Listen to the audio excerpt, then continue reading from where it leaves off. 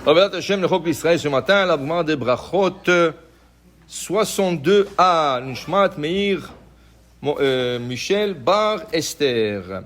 Tanya ben Azai Omer, Pa'am achat nichnasti acher Rabbi Akiva le Bet HaKisei. Il y a des fois de personnes qui veulent savoir quelque chose, mais ils ont honte de demander. Surtout, c'est des choses qui sont très discrètes. Et les gens, ils sont pas confortables de demander à un rabbin, ni à un ami. Alors, dans le Talmud, ils ont trouvé la solution. La solution, c'est de suivre et aller voir. Et voilà que la Gemara nous raconte quelque chose qui paraît un peu bizarre, mais c'est pour nous enseigner. Une fois, Ben Azai, un des plus grands rabbins dans sa génération, Ben Azai a dit sur lui-même que tous les rabbins devant lui, ils sont comme la peau de l'ail. La peau de l'ail, tu as peine, tu la touches, tu les frites. Il a dit, tous les chachamim sont pour moi comme la peau de l'ail. Il était chacham, il était un gaon olam. Mais il avait une question qu'il voulait savoir, il ne savait pas. Mais il avait honte de demander. Et il a dit, sauf Rabbi Akiva. Rabbi Akiva, je ne peux pas le battre. Non, Rabbi Akiva, c'est un autre niveau. Comme ça, il a dit. Mais il n'a pas appelé Rabbi Akiva. Il a Korelo à Kereah, le chauve, parce que Rabbi Akiva était chauve. Alors il a appelé, sauf le chauve, celui-là, non, c'est un autre niveau. Mais à part ça, qu'est-ce qu'il voulait savoir, Rabbi Ben Azai? Il avait des lois dans la salle de bain qu'il ne savait pas. Mais il avait honte de demander. Alors qu'est-ce qu'il a fait un jour?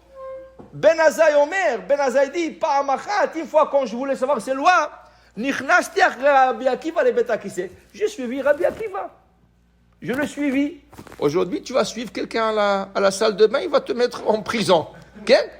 Mais à l'époque, maintenant Rabbi Akiva ne sait pas qu'il est en train de le suivre. Rabbi Akiva ne sait pas. Mais lui, il est en train de surveiller le rabbin. Qu'est-ce qu'il est en train de faire pour connaître les lois qu'il voulait savoir? Regardez qu'est-ce qu'il a dit. Velamati mimeno shlosha dvarim. J'ai appris de Rabbi Akiva dans la salle de bain 3 choses. Okay? Qu'est-ce qu'il a appris? Lama diti. À cette époque, il n'y avait pas de salle de bain avec des murs. C'était un petit muret et les gens se soulageaient devant le muret. Ou un petit rocher et ils appelaient ça la salle de bain. C'était la salle de bain de l'époque. Rabbi Akiva, il rentre là-bas et il regarde Ben Azai qu'il est en train de vérifier nord, sud, est. Il est en train de regarder ou chercher le nord. Alors, j'ai compris, la madeti, j'ai compris de ça. Si tu es en train de chercher le nord, she'en nifnim mizrach ou ma'arav, que tu n'as pas le droit de te soulager entre l'est et l'ouest. Pourquoi? Parce qu'il se trouve en Israël. Et dépendamment où tu te trouves, est et ouest, c'est Beth Amikdash. Et comme tu es dans un endroit ouvert, has v'shalom, tu te soulages devant le Beth Amikdash? Non. Alors, j'ai compris, s'il a cherché le nord et le sud, ça veut dire que tu dois se soulager entre le nord et le sud. Aujourd'hui, cette halakha ne s'applique plus, parce qu'aujourd'hui, c'est des salles de bain. C'est une salle avec 4 murs. Mais à l'époque, il n'y avait pas de salle. Alors, il a dit, j'ai compris ça. Deuxième chose.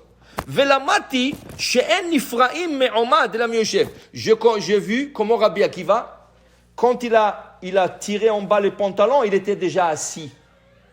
Alors, il n'est pas enlevé les pantalons debout. Il s'est assis et là, il a tiré un peu le pantalon.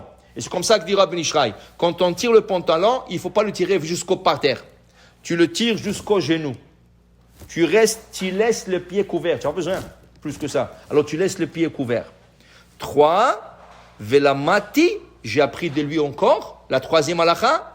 She'en mekanchin beyamin el abismol. Quand quelqu'un se suit, après avoir fait ses besoins, quand il s'essuie, c'est avec la main gauche et pas la main droite. Okay? C'est ça? Alors, la halakha aussi dit qu'a priori, une personne doit s'essuyer avec la main gauche et pas la main droite, et aussi essayer de ne pas utiliser le majeur. Okay? Et la Gemara nous explique pourquoi. Pourquoi c'est halakha? Il a vu ça. Mais pourquoi? La Gemara explique. Rava dit, Mipnei Torah nitna biyamin. Quand Hachem a donné la Torah à Moshe Rabbeinu, comment il a donné? Mimino eshdat lamo. Le feu, la Torah qui est le feu. Hachem lui a donné de sa droite à la droite de Moshe Rabbeinu. C'est pour ça qu'il dit Rabbi Yehuda Hassid, dans le livre de Hassidim, quand quelqu'un te passe un objet, surtout un livre, un siddur, un chumash, un livre d'études, tu le prends avec la main droite. Et la personne devrait te le passer avec la main droite. Mimino eshdat lamo. Puisque la Torah a été donnée avec la droite, ça veut dire que la main droite, elle a une importance. On ne va pas l'utiliser pour essuyer dans la salle de bain. Ça, c'est la raison de Rava. Okay? Rabba bar Chana amar. Mipnei shikrova la paix. Aujourd'hui, qu'est-ce que les gens font attention aux microbes, aux virus et tout ça? Écoute, la Gemara te le dit ça il y a 3500 ans déjà. Que quoi? Que si tu te suis avec la main droite, il y a des microbes dans la main. Et après, tu t'assois à manger, tout le microbe que tu as dans la main, tu vas le mettre dans ton manger, tu vas le manger. Alors, dans ce cas, n'utilise pas la droite pour essuyer. Utilise ta main gauche. Ok? Utilise ta main gauche. Et avec la droite, tu manges. Comme ça, il n'y a pas de microbe dans la main droite avec laquelle tu manges. Après, il te dit ici, et les gauchers, Baba Saleh, il disait que même le gaucher devrait attraper la fourchette avec la main droite. Aujourd'hui, si tu dis en France, la haute classe, la bourgeoisie, tout ça, il te dit la fourchette à gauche, le couteau à droite pour que tu puisses couper. Baba Saleh dit non. La fourchette toujours à droite, le couteau à gauche. Ah, tu dis, c'est difficile de couper. Tu t'habitues. C'est exactement l'Avdil. En Russie, ils étaient contre le gaucher. Ils étaient gauchistes, mais ils étaient contre le gaucher. Qui veut dire quoi? Ils obligeaient les enfants à l'école d'écrire avec la main droite. Et quand il y avait un enfant qui est gaucher, il lui a attaché la main gauche à l'école. Et il pouvait écrire qu'avec la droite. Au début, c'était difficile, mais au bout de quelques mois, le petit s'est habitué. Halachiquement, c'est un problème. Parce qu'après, il y a une question où cet enfant doit mettre le tefillim. On sait qu'un droitier, il met le tefillim à gauche. Et un gaucher, il met le tefillim à droite.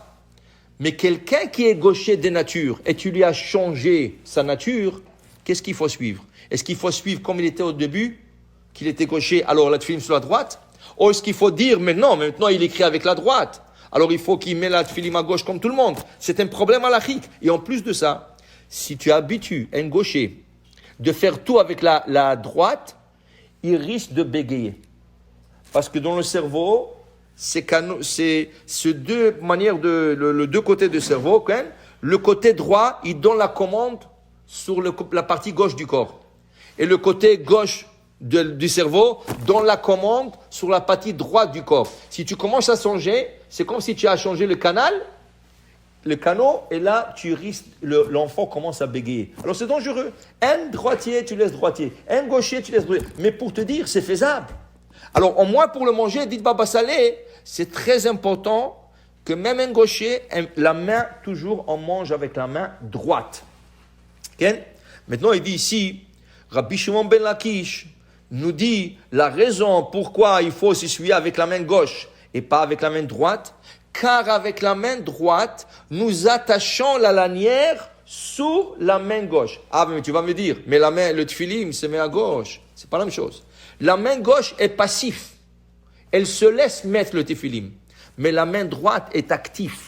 C'est elle qui attache le tefillim.